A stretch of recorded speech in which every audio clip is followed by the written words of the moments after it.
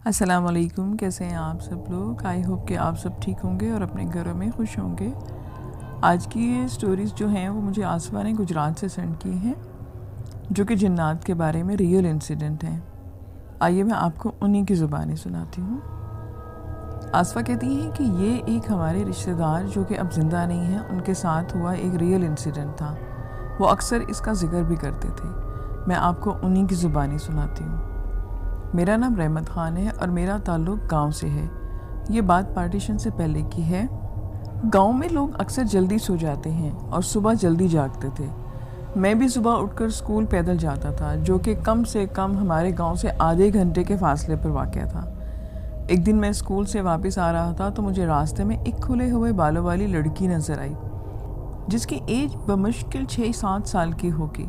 वो नंगे पाँव थी और अकेली खेल कूद रही थी, जबकि इसके इर्द गिर्द कोई आबादी भी नहीं थी और ना ही किसी इंसान के होने के आसार थे। मैं तो बहुत हैरान हुआ, लेकिन फिर लापरवाह होकर अपने रास्ते पे चल पड़ा। लेकिन सारा दिन और रात इस बच्ची के बारे में सोचता रहा कि न जाने कौन थी। और दूसरे दिन भी मैंने उसको देखा और फिर हर रोज़ में उससे मुलाकात हो जाती। वो बस खेलती कूदती रहती, मैं पास से गुजर जाता। आखिर एक दिन मैंने इससे पूछा कि इसका घर किधर है और वो अकेली क्यों खेलती रहती है। तो उसने कहा कि उसका घर उन दरख्तों के पीछे है और उसकी माँ भी आने वाली है। खैर, दरख्तों के झुंड के आगे तो जंगल था। इस तरफ मैं कभी भी नहीं गया था, लेकिन मैंने सुन रखा था कि वो जगह ख़तरनाक है। एक दिन मैंने उससे पूछा कि तुम्हारा नाम क्या है, तो उसने नैना बताया। मैंने इससे थोड़ी बातें की और इस तरह वो मुझे रोज़ मिलती थी। एक बार मैंने इसे बाजरे की रोटी जो मेरे साथ बच गई थी और मेथी दी, वो बहुत खुश हुई। फिर एक दिन वो मुझे नज़र ना आई तो मैंने सोचा कि मैं इसके घर चला जाता हूँ, जिधर उसने बताया था। मैं चल पड़ा। सड़क के पार बहुत दरख्त थे और बहुत घने। मैं चलता चलता वहाँ पहुँच गया। मुझे एक घर नज़र आया तो सोचा इसी बच्ची नैना का होगा। मैंने लकड़ी का दरवाज़ा बजाया तो दरवाज़ा खुल गया। मैं उस बच्ची के लिए परेशान था क्योंकि मेरी उससे अटैचमेंट हो गई थी। दरवाजे पर एक बहुत ही लंबा आदमी नज़र आया, जिसकी आंखों में बहुत ही गैर मामूली सी चमक थी, जो इससे पहले मैंने नहीं देखी। मैंने इसे बताया कि मैं नैना का पता करने आया हूँ। वो मुझे आज नहीं दिखी तो सोचा पूछ लूँ। आदमी हंसा और बोला कि तुम अंदर आ जाओ। मैं जब अंदर आया तो मुझे कुछ अजीब सी घुटन का एहसास हुआ, जैसे मेरा सांस बंद हो जाएगा, और नागवार सी बू मुझे महसूस हुई। कमरा काफ़ी बड़ा था और इसमें 2 चारपाइयाँ थीं और एक मेज़ भी था और एक दरवाज़ा। यकीनन कोई दूसरा कमरा था। उसने मुझे बैठने का इशारा किया और दूसरे कमरे में चला गया। घुटन और ज़्यादा बढ़ गई। मैं उठकर खड़ा हो गया और दरवाजे के साथ जा लगा। अंदर से मुझे आहिस्ता आहिस्ता बोलने की आवाज़ें आ रही थी। मैंने कान लगाकर सुना और गौर किया। एक बच्ची की आवाज़ थी, एक औरत की भी। आदमी वापस आता दिखा तो मैं वापस अपनी जगह पर बैठ गया। आदमी के हाथ में शरबत का गिलास था। वो गिलास इसने मुझे दिया। मैंने गिलास लिया। आदमी ने फिर एक्सक्यूज़ करके दोबारा से अंदर चला गया। पता नहीं क्यों मेरे अंदर ये आवाज़ आने लगी कि मैं वापस चला जाऊं। मैंने फिर दरवाजे पर कान लगाए।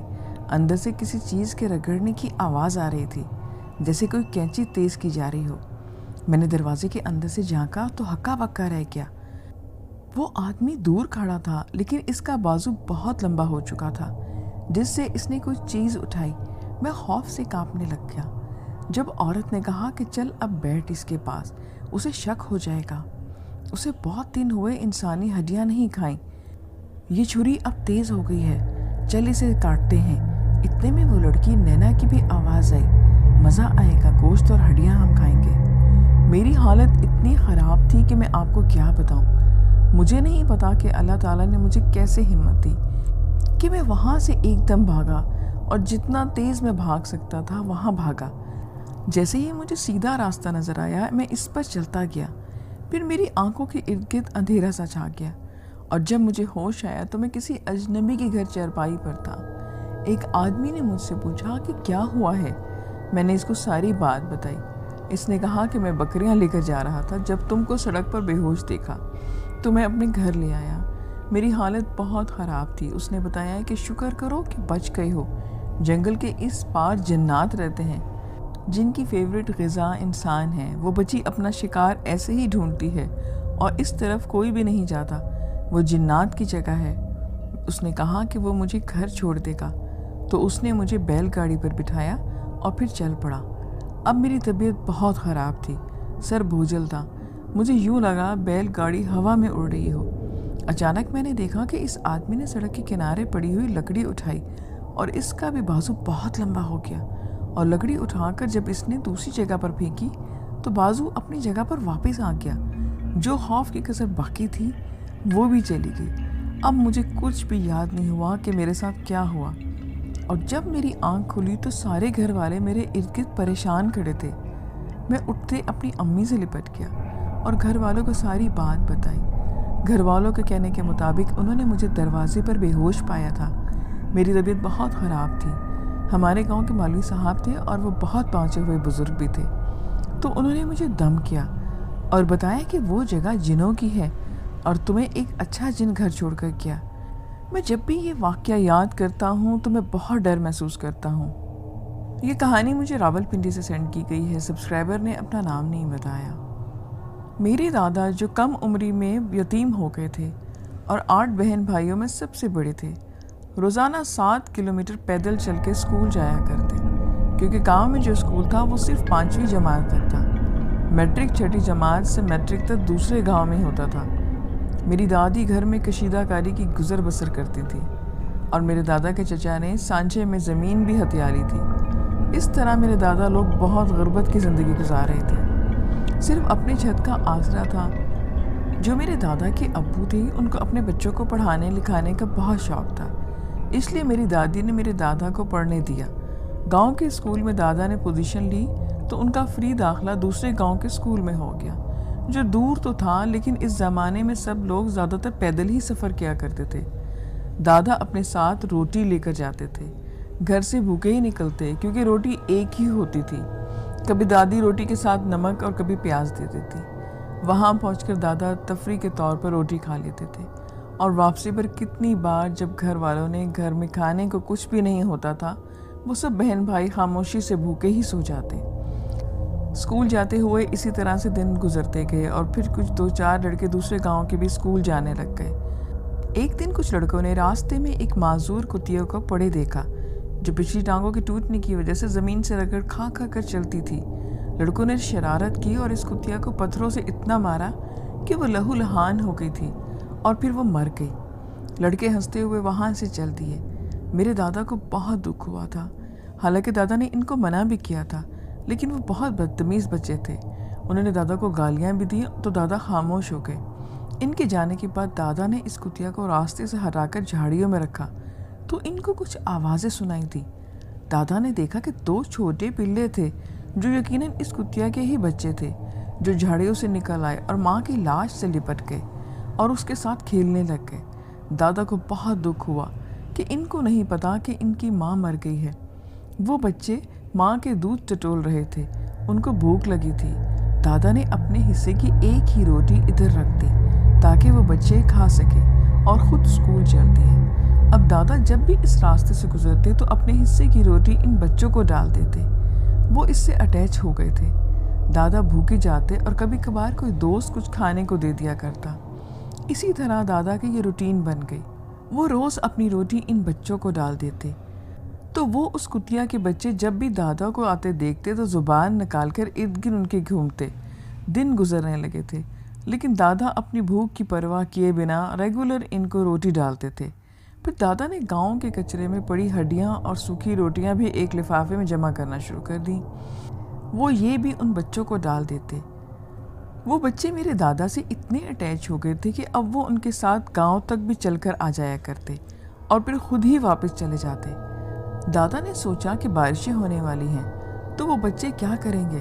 انہوں نے دادی کی اجازت سے ان دونوں کتے کے بچوں کو گھر لے آئے۔ کافی لوگوں نے باتیں کی لیکن میری دادی نے پرواہ نہیں کی۔ کچی سی چھوٹی کوٹری میں جس میں دادا کے ابو نے بکریاں رکھی ہوئی تھیں، ان میں ان کو ڈال دیا۔ اب جب بھی ان کے گھر میں روٹی پکتی تو سب کی روٹی میں سے تھوڑا تھوڑا حصہ ان بچوں کو بھی ڈال دیا جاتا۔ اسی طرح سے دن گزرتے گئے۔ کچھ ہی دن گزرے تھے کہ گاؤں اسکول جاتے ہوئے میرے دادا کے ساتھ بہت عجیب بات ہوئی۔ جس راستے میں انہیں وہ بچے پڑے ملے تھے وہاں ایک سرخ رنگ کی پوٹلی نظر آئی۔ انہوں نے ادھر ادھر دیکھا کہ شاید کسی کی ہو، لیکن وہاں دور دور تک کوئی بھی نہ تھا۔ وہ آگے بڑھے اور پیچھے ہوئے تو انہوں نے ایسے ہی اسے اٹھا لیا۔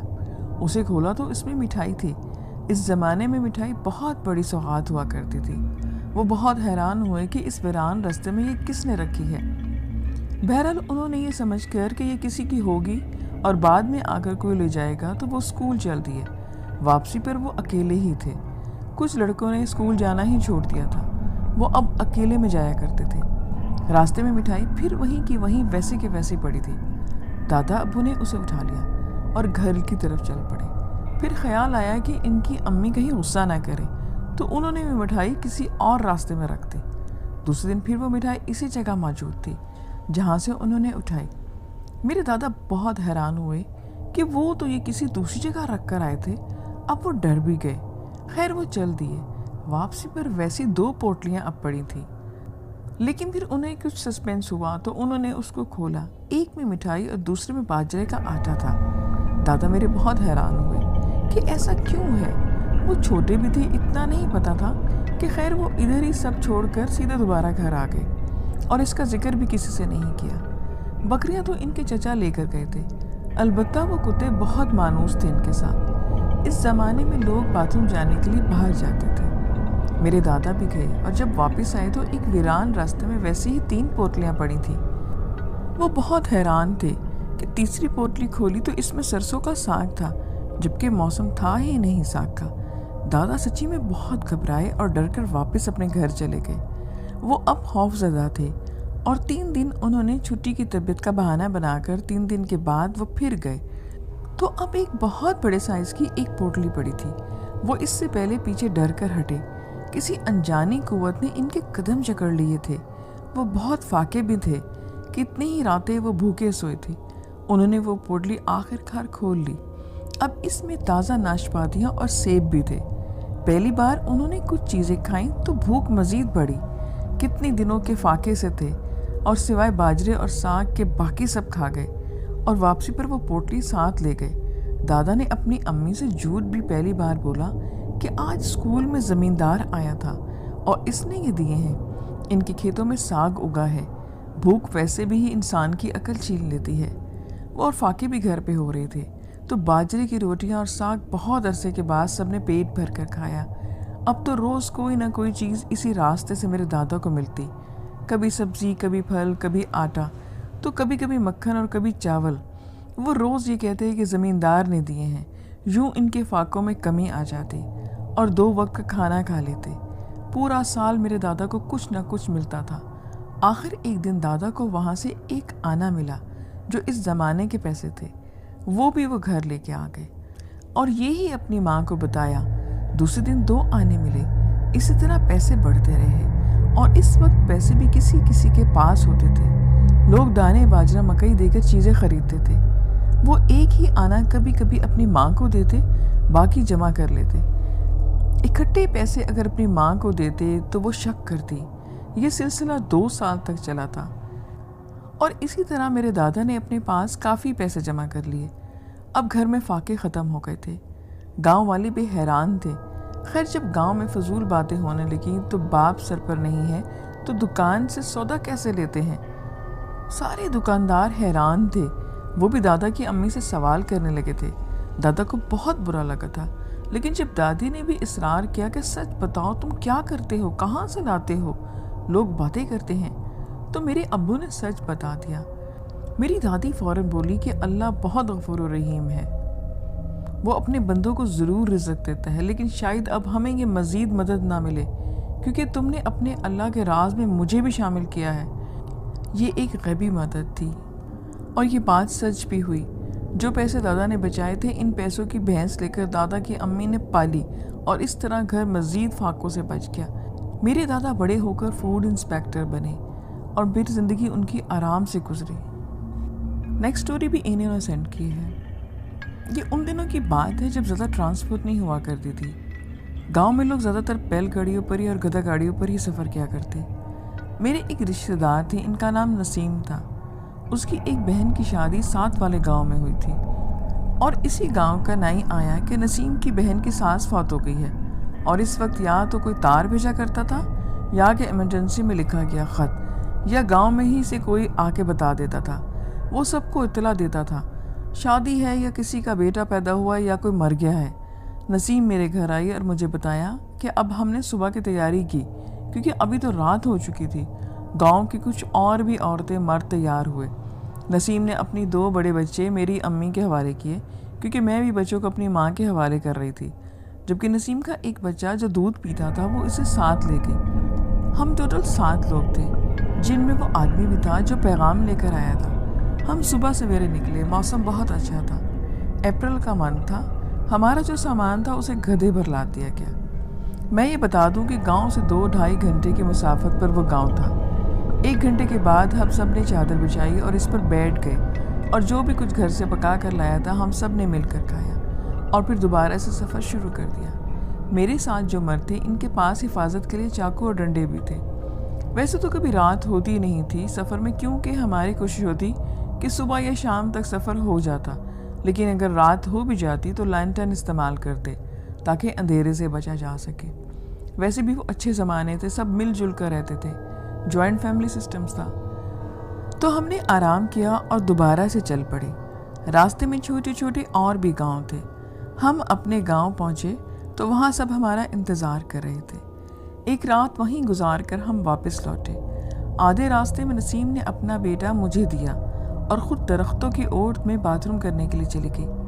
ہم سب اس کا انتظار کرتے رہے، مگر وہ بہت دیر ہو چکی تو وہ واپس نہ آئی۔ نسیم کی ماں نے کہا کہ میں دیکھتی ہوں وہ کہاں چلی گئی۔ اسے دیکھتے اتنے میں رونے کی آوازیں آئیں تو دیکھا نسیم کا رنگ پیلا زرد تھا اور وہ رو رہی تھی۔ ماں نے اسے ڈانٹا کہ چل دیر ہو رہی ہے، مگر نسیم تو بالکل ہی بدل گئی تھی۔ اس نے کہا کہ وہ وہیں رہے گی، گھر نہیں جائے گی۔ وہ اپنی ضد پر اتر آئی۔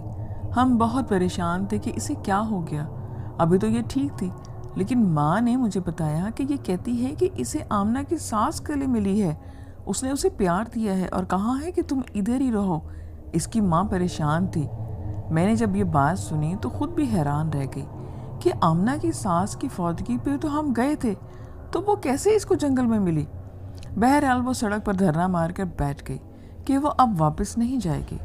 اس دوران کوئی اور لوگ بھی ادھر سے گزرے تو انہوں نے جب یہ تماشا دیکھا تو کہا کہ ہمارے پاس بیل گاڑی ہے، ہم نے تو ساتھ ہی گاؤں جانا ہے، بیل گاڑی والا آپ کو چھوڑ دے گا۔ بہت مشکلوں سے ہم نے اسے گھسیٹ کر بٹھایا اور گھر پہنچے۔ دوسرے دن نسیم کو بہت تیز بخار ہو گیا تھا۔ چھوٹے چھوٹے بچوں کی نانی ہی سنبھالنے لگی تھی۔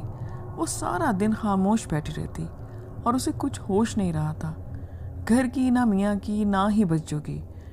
وہ اپنے چھوٹے بچے کو دودھ تک نہ دیتی۔ نانی نے اسے بھینس کے دودھ پر لگایا تو بچہ بیچارہ بیمار ہو گیا، بچے کا پیٹ خراب ہو گیا اور اسی حالت میں بچہ مر گیا۔ نسیم کو کوئی بھی پرواہ نہ تھی، وہ بالکل پاگلوں جیسی حرکتیں کرتی، کبھی گھر سے باہر بھاگ جاتی اور کتنی بار لوگوں کو پکڑ کر واپس اس کو لے کے آتے۔ اس کا حکیم سے بھی علاج کروایا لیکن اسے کوئی فرق نہ پڑا۔ آخرکار ملتان کے پیر صاحب گاؤں میں آئے تو نسیم کی ماں نسیم کو لے کر ان کے پاس گئی۔ پیر صاحب نے اسے تعویذ دی اور کہا کہ اس پر کسی جن کا سایہ ہو گیا ہے اور بہت دیر ہو گئی ہے، لیکن پھر بھی دعا کریں گے۔ لیکن کچھ نہیں ہوا۔ نسیم کی حالت دن بدن بگڑتی گئی۔ گھر کا نہ اسے اپنا ہوش تھا نہ بچوں کا ہوش تھا۔ وہ پاگلوں جیسی 1 سال تک زندگی گزارتی رہی، نہ وہ زندہ میں تھی اور نہ مردہ میں، اور پھر رات کو سوتے ہوئے ایک دم سے مر گئی۔ چھوٹے چھوٹے 2 بچے چھوڑ کر پتہ نہیں اس کے ساتھ اس جنگل میں کیا ہوا تھا۔ یہ راز اس کے ساتھ ہی راز رہ گیا۔ اگلی کہانی ایک سبسکرائبر نے سینڈ کی ہے جن کا نام روبی ہے۔ آئیے میں آپ کو انہیں کی زبانی سناتی ہوں۔ میرا نام روبی ہے اور میں 2 بھائیوں کی اکلوتی بہن ہوں، گھر بھر کی لاڈلی ہوں۔ جب میری عمر 16 سال ہوئی تو میری سگی خالہ نے اور پھوپھی نے دونوں نے میرا رشتہ مانگ لیا۔ امی ابو میں تو ٹھن گئی۔ امی اپنی بہن کی طرف رشتہ کرنا چاہتی تو ابو اپنی بہن کی طرف تھے۔ روز ہی گھر میں اس بات پہ جھگڑے ہونے لگے۔ میری امی نے کبھی بھی ابو کے خلاف کوئی بھی فیصلہ نہیں کیا تھا، مگر اس بار وہ اپنی بات پر اڑ گئی تھی۔ امی نے صاف کہہ دیا کہ اگر روبی کا رشتہ ان کے بھانجے اکرم کے ساتھ نہ ہوا تو وہ ہمیشہ کے لیے گھر چھوڑ دیں گی۔ کافی دن امی ابو کے درمیان بات چیت بند رہی تو آخر میں میرے تایا نے ابو کو سمجھایا کہ دیکھو ضد چھوڑ دو، ساری زندگی تم نے اپنی من مانی کی ہے، اب ایک ہی خواہش بیوی کی مان لو۔ اکرم عمران سے اچھا لڑکا ہے۔ عمران میری پھوپھی کے بیٹے کا نام تھا۔ تب جا کر ابو نے اپنی ہار مانی اور میری منگنی بہت دھوم دھام سے اکرم سے کر دی۔ منگنی میں میری پھوپھو بھی آئی اور انہوں نے کہا کہ جہاں قسمت ہوتی ہے وہیں پر رشتہ ہوتا ہے۔ خیر میری منگنی ہو گئی، سب کچھ ٹھیک تھا۔ خالہ نے بھی کہا کہ 2 سال کے بعد شادی ہم کر دیں گے۔ روٹین کے مطابق میں نے دوبارہ سے کالج جانا شروع کر دیا۔ اس دور میں موبائلز فون نہیں ہوا کرتے، نارمل ٹیلی فون ہی گھر پہ تھے۔ ایک دن میں کالج سے آئی تو فون کی بیل بجی۔ امی میری کھانا پکا رہی تھی تو میں نے ہی فون اٹھایا۔ آگے سے بالکل خاموشی تھی۔ ہیلو ہیلو، مگر آگے سے فون بھی بند ہو گیا۔ فون کے بعد تو عجیب سے واقعات میرے ساتھ ہونا شروع ہو گئے۔ رات کو سوتے میں کوئی مجھے جھنجھوڑ دیتا اور میں ایک دم سے اٹھ جاتی۔ میری بھوک ختم ہو گئی تھی۔ کالج میں بھی میرا دل نہ لگتا، ہر وقت بالکل خاموش رہتی۔ ایک دن کالج جاتے ہوئے مجھے لگا جیسے کوئی میرے ساتھ پیچھے پیچھے چل رہا ہے۔ جب میں نے مڑ کر دیکھا تو کچھ بھی نہ تھا، اور پھر میں دوبارہ سے چلنے لگ گئی تو پھر ایسا لگا جیسے کوئی پیچھے چل رہا ہے، مگر پیچھے کچھ بھی نہ تھا۔ گھر والوں نے میری حالت نوٹس کی اور وہ بھی پریشان ہو گئے۔ امی مجھے ہمسائے خاتون جو کہ حافظہ تھیں ان کے پاس لے کر گئی۔